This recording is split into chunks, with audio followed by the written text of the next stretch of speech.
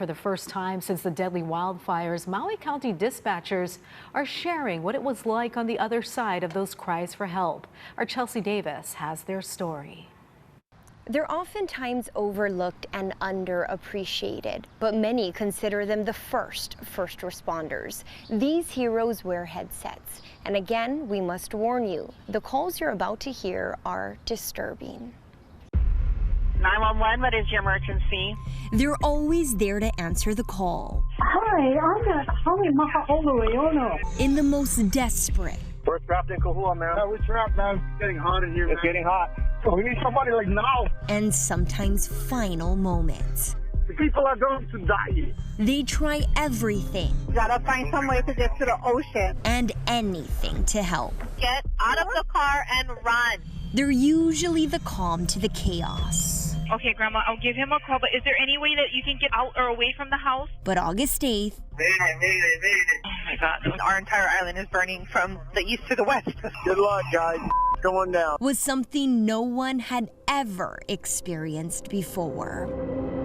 It finally, I think, hit us when we got that first 1015 button, that emergency button that our officers and our firemen can press if they are in an emergency situation. When we heard that call, and we quickly heard the Mayday call, that was, I think at that moment, for us, it hit home. A fire captain lost consciousness and was suffering life-threatening injuries. I looked around the room and everyone, tears coming out of their eyes and still doing their job. There was no time to give up, walk away, take a break. None of that. Nilia Johnson, a Maui native, has been a dispatcher for 15 years. Some of us had children missing that were working in Lahaina. Some of us had family members that we didn't hear from and that live out there. Some of us, we knew we had first responders, officers and firemen that were working there and losing their homes and not knowing where their families were. We even had dispatchers that lost loved ones that day. Davelyn Ricardio is Maui County's Emergency Services Dispatch Coordinator. Born and raised on Maui and has been a dispatcher for 36 years. She was in Nashville when the disaster hit home. I was looking at technology that could help our department and the state of Hawaii. I kept calling home to make sure they're okay. Called my husband to make sure he goes and feed my people. I said, nobody's gonna think about them because everybody's fighting the fire, so can you please, take care of them.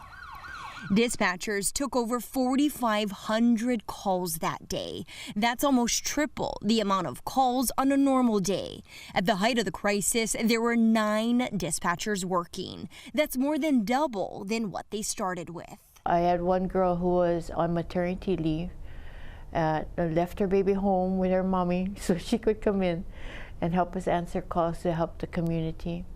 We had others that left our department that's working in other areas in the county that their supervisors allowed them to come in and help us. Unlike Honolulu and Hawaii Island, these Maui County dispatchers answer calls for police, fire, and medics. And they're the only ones in the state that answer calls for 3 different islands, Maui, Molokai, and Lanai. It's a special kind of person that can take those kind of calls in, especially like what we saw on August the 8th. Councilwoman Yukile Sugimura is a champion for dispatchers. She's been fighting to increase their pay and has been advocating for them to be officially recognized as first responders, not as clerks, which is how they're classified now. They're the first call that comes in, and they're not clerical, and they're dealing with, a very important role that they play to saving lives. Can you please send someone to my mom's house? I have 10 babies over there. And although they save many lives, most people don't even know their name. 911?